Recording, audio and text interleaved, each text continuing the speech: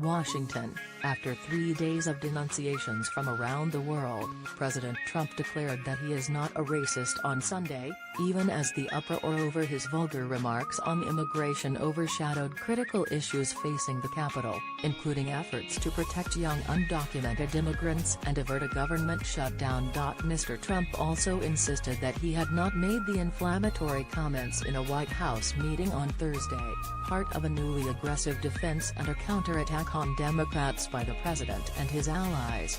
But his remarks on Sunday were a departure from the White House's initial statement last week, which did not deny the comments. "I'm not a racist," Mr. Trump said on Sunday night as he arrived at Trump International Golf Club in Florida for dinner with Representative Kevin McCarthy of California, the majority leader, who attended the meeting last week and has not spoken publicly about it.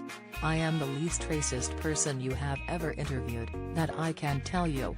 His comments, while extraordinary coming from a President of the United States, echoed reassurances Mr. Trump has made several times before.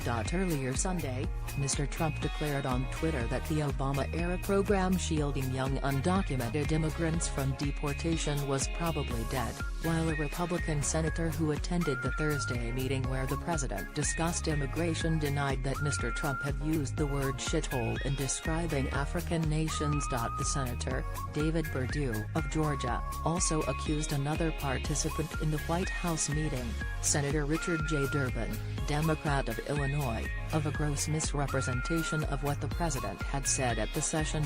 Mr. Perdue and another Republican senator at the meeting, Tom Cotton of Arkansas, had previously said they did not recall the president saying these comments specifically. But by Sunday, their recollections appeared to have sharpened, and Mr. Cotton joined Mr. Perdue in disputing Mr. Durbin's account. The two senators' latest assertions also seem to conflict with the account of another Republican senator who was at the meeting, Lindsey Graham of South Carolina. Mr. Trump alluded to those two senators on Sunday night when asked about his immigration remarks. "Did you see what various senators in the room said about my comments?" the president asked. "They weren't made." The rift over Mr. Trump's comments, and how they have since been recounted, risked further eroding trust between Democrats and Republicans at the beginning of a critical week for Congress. Government funding is set to expire on Friday, and lawmakers will need to pass a stopgap spending measure to avoid a government shutdown on Saturday. And lawmakers are already facing a difficult fight over the politically volatile subject of immigration, with the fates of hundreds of thousands of young immigrants hanging in the balance. Adding to the uncertain picture for those immigrants, the Trump administration resumed accepting renewals for the program over the weekend, under orders from a federal judge who is hearing a legal challenge to Mr. Trump's dismantling of the program. But in Congress, the battle took on an increasingly personal dimension as Mr. Perdue and Mr. Cotton essentially accused Mr. Durbin of lying about the president's comments, even after the vulgar remarks were widely reported and the White House did not immediately dispute that the president had made them. "I didn't hear that word either," Mr. Cotton said on CBS's Face the Nation. "And I was sitting no further away from Donald Trump than Dick Durbin was." Mr. Cotton said Mr. Durbin has a history of misrepresenting what happens in White House meetings, an assertion that Mr. Perdue made in his own interview Sunday morning on ABC's This Week.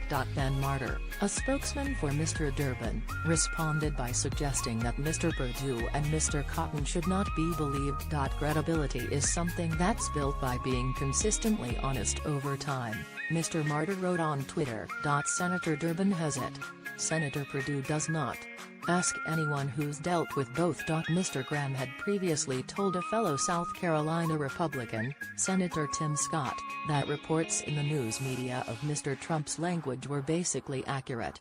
A spokesman for Mr. Graham did not respond to a request for comment on Sunday. Senator Jeff Flake, an Arizona Republican who is part of a bipartisan group of senators that has developed an immigration proposal, said on Sunday that people in the room with Mr. Trump during Thursday's meeting told him that the president had used the inflammatory language. "I was in a meeting directly afterwards where those who had presented to the president our proposal spoke about the meeting," he said on This Week.